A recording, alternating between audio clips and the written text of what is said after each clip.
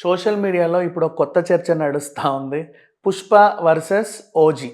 'Pushpa 2 versus OG' or 'Pushpa versus OG' whatever. 'Pushpa 2' అయితే ఎక్కువ collect చేసింది కాబట్టి దాని గురించి మాట్లాడుకుందాం.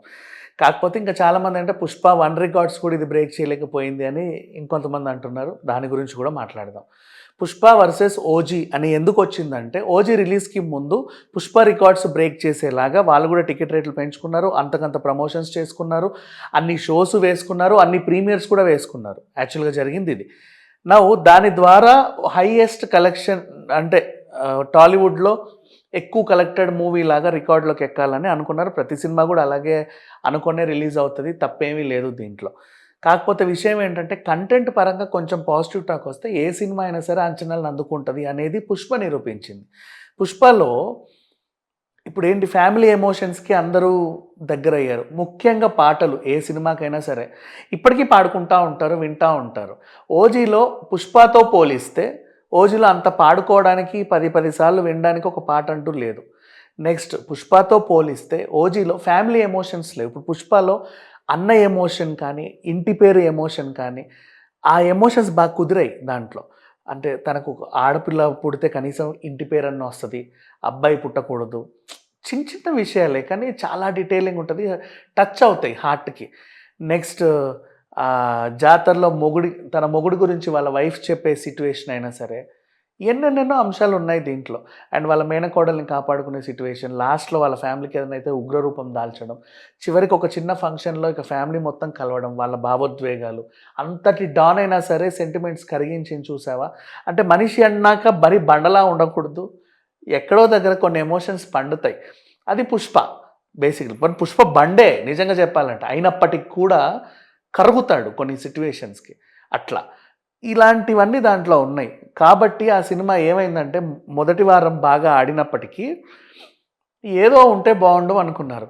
అడిషనల్‌గా 20 మినిట్స్ యాడ్ చేస్తే 4 గంటల సినిమా అయింది. అయినా సరే మళ్ళీ కుప్పలు తెప్పలు, కుప్పలు తెప్పలు, కుప్పలు తెప్పలుగా చూసి ఒక నెల, 2 నెలలు ఆడింది థియేటర్‌లో కలకల. తర్వాత ఓటీటీలో రికార్డ్సే, తర్వాత టీవీలో రిలీజ్ చేసిన రికార్డ్సే. అది 'పుష్ప.' నౌ ఓజీలో ఆ సెంటిమెంట్స్ కరువయ్యాయి. ఇప్పుడు ఫాదర్ సెంటిమెంట్ అంతగా అటాచ్ అవ్వల. భార్య సెంటిమెంటు అటాచ్ అవ్వల. పోనీ మనం పెట్టుకున్న బలమైన క్యారెక్టర్స్ ఇప్పుడు మళ్ళీ 'పుష్పతో' పోలిస్తే 'పుష్పలో' అనసూయది ఒక పవర్‌ఫుల్ క్యారెక్టర్. ఆమెని బిస్కెట్ చేసినా కూడా, సునీల్ అనసూయని చేసినా కూడా చాలా అర్థవంతంగా నీట్‌గా ఉంటది. షెకావత్ పాత్ర కూడా చాలా కన్విన్సింగ్‌గా ఉంటది. ఇక్కడ మనము సపోర్టింగ్ రోల్‌లో మన శ్రియ నటించినప్పటికి కూడా పెద్దగా అది అందులో ఎంత ఇంపాక్ట్ కనపడల. అర్జున్ దాస్ కొంచెం కొద్దో గొప్పో చూపించాడు ఇంకా చెప్పాలంటే. అంటే ఇప్పుడు మనకి 'పుష్పలో' ఆహ్, జాలిరెడ్డి క్యారెక్టర్ లాగా అనుకుందాం. కనిపించిన కాసేపైనా ఏదో ఒక పవర్ ఉంటుంది దాంట్లో. సేమ్ ఇక్కడ అర్జున్ దాస్ కూడా ఆ మాత్రం చూపించగలిగాడు. అంతే. ఇంక అంతకు మించి చెప్పుకునేవి ఏమీ లేవు ఓజీలో అంశాలు. అంటే ఎంతసేపు ఎలివేషన్స్ ఉన్నాయి 'పుష్పలోనే' ఉన్నాయి. కానీ ఆ ఎలివేషన్స్ కంటే ఒక మీనింగ్ ఉంటది. ఇకపోతే 'పుష్పలో' షెకావత్ క్యారెక్టర్ ఎంత పండిందో మనకు తెలుసు. అంటే ఫస్ట్ పార్ట్‌లో లాస్ట్‌కొచ్చినప్పటికి కూడా దాంట్లో ఒక పవర్. ఆ తర్వాత సినిమా అంతా కూడా అదొక పవర్. అట్లా లేచింది ఎంతసేపు అంటే ఒక ప్రభుత్వ అధికారిగా ఉంటూ పుష్పని అడుగడుగున హింస పెట్టేలాగా అంటే ఇబ్బంది పెట్టేలాగా తన క్యారెక్టర్ డిజైన్ చేసుకున్నాడు. ఇక్కడ ఇమ్రాన్ హష్మీతో హీరో అసలు ఏమంత అనిపించదు. మనకు ఆ ఫీలింగ్ కూడా రాదు. ఆఫ్‌కోర్స్ ఆయన బాలీవుడ్ నుంచి తెచ్చుకున్నాం. ఈయనేంది పక్క నుంచే తెచ్చుకున్నాంలే. అయినప్పటికీ కూడా ఇక్కడ క్యారెక్టర్‌లో ఒక స్కోప్ ఉంది. ఇక్కడ క్యారెక్టర్స్‌లో స్కోప్ లేదు. మళ్ళీ కొన్ని క్యారెక్టర్స్‌కెళ్దాం. ఇప్పుడు 'శుభలేఖ సుధాకర్' కానీ, ఇంకొన్ని క్యారెక్టర్స్ కానీ మనం మాట్లాడుకుంటే అదే మళ్ళీ 'పుష్పకొస్తే' కాసేపు కనిపించినా సరే ఈచ్ అండ్ ఎవ్రీ క్యారెక్టర్ ఒక ఇంపాక్ట్ చూపిస్తది. కాసేపు కనిపించినా సరే. అంటే ఆ 5 నిమిషాలున్న ఇప్పుడు ఎమ్మెల్యే సీఎం క్యారెక్టర్ తీసుకుందాం ఫర్ ఎగ్జాంపుల్ 'రావు రమేష్.' ఆ క్యారెక్టర్‌లో ఏదో ఉంది. 'జగపతి బాబు' కాసేపు కనిపించినా అతను దాంట్లో చాలా డెప్త్ ఉంది. ఇట్లాంటివన్నీ దీనికున్న తోడైనట్టు 'పుష్పకి' తోడైనట్టు 'ఓజీకి' సెట్ అవ్వలేదు. కాబట్టి అంటే బీజీఎంతో మేనేజ్ చేయొచ్చు. ఇంకా మీకు 'పుష్ప' క్లైమాక్స్ చూస్తే అసలు బ్యాక్‌గ్రౌండ్ మ్యూజిక్కే ఉండదు. ఫస్ట్ పార్ట్‌లో ఉన్న చిన్న సాధారణ మ్యూజిక్ అక్కడ ఉంటది. కానీ ఆ భావోద్వేగాలకి మనుషులు కరిగిపోతా ఉంటారు. అంటే అక్కడ విషయం ఉంది కాబట్టి నీకు బీజీఎం అవసరం లేదు. జబడబడబడబడబా.